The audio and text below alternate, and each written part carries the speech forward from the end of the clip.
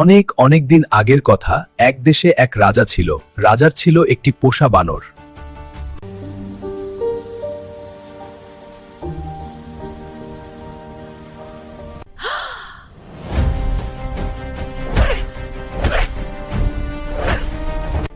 এই দৃশ্যটা রাজা দেখে ফেলল এবং রানী মাকে খুব বকাবকি করল।